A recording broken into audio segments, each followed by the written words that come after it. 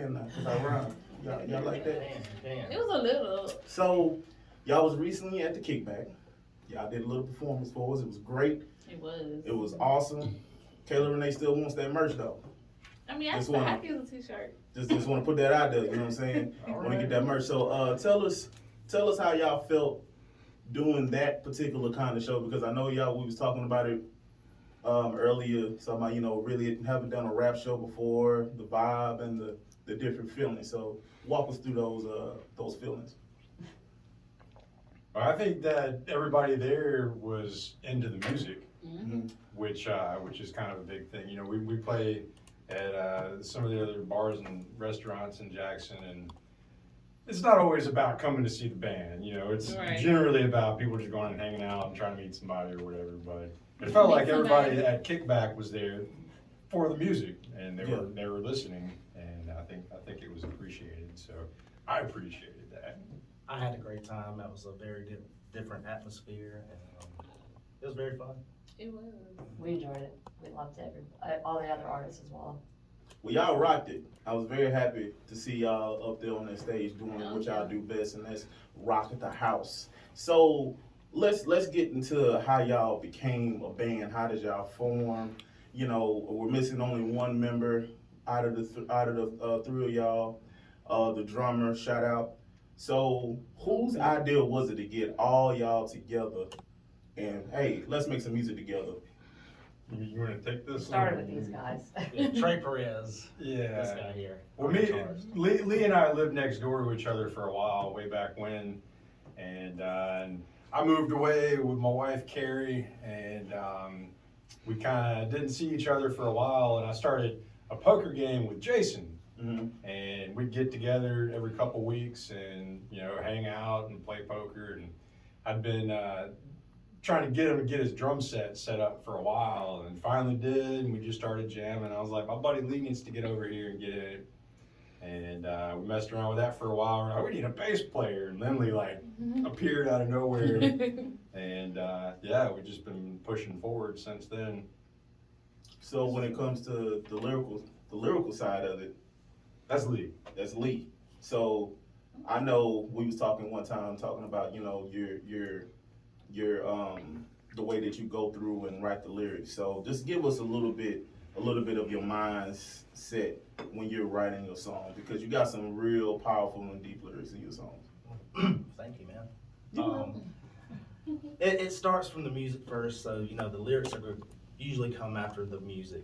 Cause I'll start with a riff on the guitar, or maybe I'll play the keyboard a little bit. I've even picked up the bass and started the song that way. And and then the melody always comes to me from just from wherever it comes from, and I just kind of piece out the lyrics from there. Oh, that was it. Okay.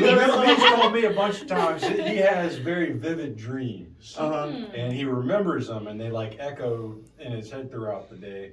And I think Lee has completed songs in his head before he sits down and starts messing with it. Mm-hmm. So what I've seen Lee do is try to recapture that thing that's already bouncing around in his head. So he's not just sitting there trying to figure out something that sounds good. He's trying to recreate what's already happened. He's Okay. a poet. He's a poet and he knows it. It's very poetical. Uh-huh. Yeah. And I think we're lucky that Lee gives us the opportunity to be like, what do y'all want to do on here? Mhm. So That's very important. yeah. So we've Being a got band, being collaborative. all kinds of creative freedom to, hell, I don't know that I'll play the same thing twice between two shows. And kind of make some stuff up as we go along, but it's working so far. Cool. So I know that you guys are in a couple of venues around Jackson, CS's, Martin's. So how do you guys plan to expand your fan base outside of Jackson, or do you already have a fan base outside of Jackson? Well, the only place we've actually played outside of Jackson so far is the Void Festival in Louisiana, and there's some friends of mine that actually started that festival. So we do plan on playing outside of Jackson more, but social media, we have Instagram, Facebook, Bandcamp. We've been talking actually about expansion. It's not 100% exactly sure what our next step is, but we do plan on moving forward from here on out. Cause you guys are really good. I like to see you guys get more exposure. So yeah. Thank you. I think we're not dead set on this particular way of expanding. I think we love playing music with each other. Like that's what we do. Like I don't go and hang out in places, you know, I go to Lee's house and, you know, Friday night we play music. Robert knows, he's joined the band once or twice. Oh, really? I have. More than once. I wasn't gonna say anything. I wasn't gonna say anything. You know, I'm kind of privy to the practices and A little biased. the you know the back and forth of what's going on, and it's fun. They got a really nice setup. It's but once you close that door, it's loud, but it's beautiful at the same time. That's what's up. Oh yeah, it gets loud, for sure. Bless Very our loud. neighbors. No, we are not the loudest band in Jackson. No, no. We actually sound kind of quiet on stage compared to Yeah. some. But, It did give us our like a style. little mellow rock, but it was still like, yeah, I really enjoyed it. Yeah, definitely. Names here, since I have a new name. That cute, by the way. I'm looking something. So I know that when it comes to being a band, sometimes not everybody tends to be on the same page. So when you guys are, you know, figuring out different things like what you want to do as far as goals wise together, what are some things you guys have like discussed or anything of that nature? As far as getting everybody on the same page, Mm-hmm. that's a good question. Yeah. So what do we do We have a about it? whiteboard that we use. Yeah, we put it on the whiteboard. I think one thing that's helpful as far as like developing a song, we've got differing ideas, is recording it. We've got it set up so we can record pretty easy and just do a side by side and decide which one sounds better. Cause like while you're playing it, this one might feel righter, but then the other version sounds better. And Right. it's easier to differentiate between the two when you can do a side by side. And being now that it's so easy to record, like we're not dealing with reel to tape or anything, you know, you just hit record and makes that a lot easier. Outside of that, if we've got one dissenter, majority rules, and then we push on through. So y'all take the votes, and then once y'all take the votes, whatever's majority, that's what y'all go with. Yeah. Or if Lee overrules us. Or Yeah. your rules. This is kangaroo court. Okay. Do you all have personal musical journeys that you plan to go on, or do you plan to kind of just stick together? Yeah, I mean, now is to stick together because it's a hard thing to have a band that can get along with each other and all be good friends too. And we are so. That's a big part. I think a lot of bands you see have members of the band that are kind of hired on to fill a spot, but like we've just kind of all been friends for a long time. So it's not so much about like thinking about going and doing this or going and doing that. It's like, what are we doing? Yeah. Yeah. So, And Lindley writes a lot of songs too, and I've been trying to get her to let's play these, but She over there being Well, at home. first I thought I would like do my own project, you know, before the band, and now I'm trying to figure out a way how to like incorporate my sound and the band sound as a whole. That's a good There's a few jam. songs we're working on. Phantomilemize your songs. Okay. So being What's that word again? Well, I can't do it twice. Phantomilemize. There you Okay. So being a bassist, a female bassist, like literally the only one I've seen, like in It's real the one. life. So how is that? Have people come to you and be like, I didn't know that, you know, a female can play the bass as good as you or anything like that? Have you faced any adversity playing the bass in a male band? No, actually, I haven't. I played the bass back in college, mostly played guitar, but I get a lot of good feedback actually after shows from people. And the guys, it's an interesting story because they were a three-piece band before I joined the band, and they were looking for a bass player. And like he said, we're all friends, and Jason actually linked me together with the band.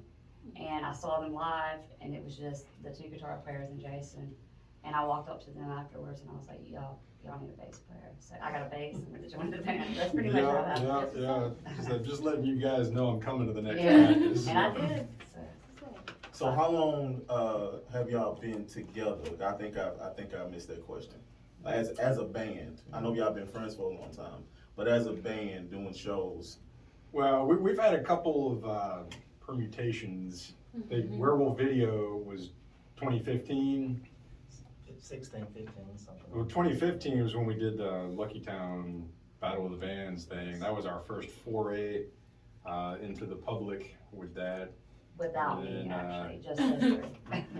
And then we were Masters of Pleasure for a minute. I don't think I we knew you were actually. gonna say that. She Oh, must right have now. Okay, so that's You know, it's like, Yeah. sounds Mhm. cool, like pleasurable to theirs, but that was before me as well, and I made them change the Yeah. name. It was a Like, little hold on. racy, I guess. It was something. I mean, you already said people be at the shows to see who they can find. Yeah. I don't know. so when Not it, the kickbacks though. so when it comes to the shows, give us a little bit since having a band as good as y'all, and I'm not being biased, I'm telling the truth. Tell us some of y'all's rituals, you can say, when you starting, because I know we was outside and we was talking about we're there the setup, because it's more to it being a band coming in setting yeah. up for a show. Oh, yeah. So give us a little bit of the background in that. Well, we gotta cart all our amps and gear around, and then you gotta plug it back in when you get to the venue and hope it works. We've got a lot of like vintage, like my amps, probably 30 years old, and it's a tube amp, so they're prone to failure. Mhm. So we gotta get there, get everything set up, make sure everything's working, and then make sure everything sounds right, which that varies per venue, just based on how the room's set up and how many people are gonna be in there, and all kinds of factors. So we try to get a sound check and get things off, but it doesn't usually work out like that. A lot of times we just kind of have to go once it's time to go, and then adjust on the fly. That's pretty used to. So yeah. CS's is notorious for that. Like Shots. yeah, good luck with a sound check at CS's, because whatever it sounds like before people get there, it's gonna be way different by the time it fills Well, up. that place is, you just get kind of loud and go for it. Yeah. So any favorite venues y'all played that Martin's. y'all just love going to? I like Martin's a lot. Just because it sounds good, they have a sound guy. Yeah, Lenny Bradshaw does sound at Martin's, and he does a great job, and he makes us sound really good. So for that, plus it's a cool place. It's historic Jackson, I guess. Love playing there.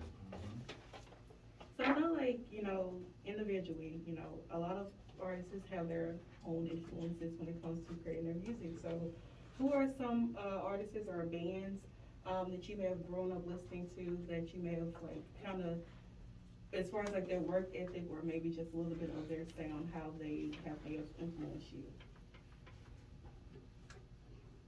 I know.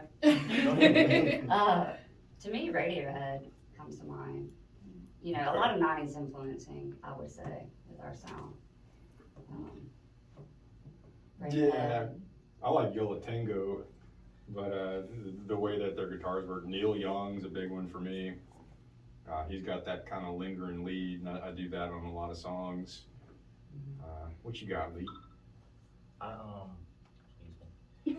I knew it was gonna happen. I mean, I have so many influences. I was a teenager in the '90s, so I'm from that grunge era or whatever they call it. And but I like all a lot of music, but more of the weirder kind of groovier stuff, if that makes sense. Psychedelic. Okay. One Nation on the Groove over there. Mm-hmm. Okay, so if we was our listeners want to look y'all up, give us y'all social medias, give us the medias. Yeah, I think we've got on Facebook and Instagram, it's phantom.mile. And Bandcamp, we're on there. Just look up Phantom Mile. We're on Apple Music, Spotify, all that good stuff. And iTunes. And we do have an EP that we put out, 21. Yeah, Purple Moonlight. Purple Okay. Moonlight. Purple So Moonlight. that's still pretty new. Yeah. It is. It was delayed getting out because of the whole pandemic. Yeah. We got it out there. We worked it That's through. what's up. Well, y'all heard it here first. Y'all don't go anywhere. We got some more coming up. This is Third Coast Radio. Ow. Yeah.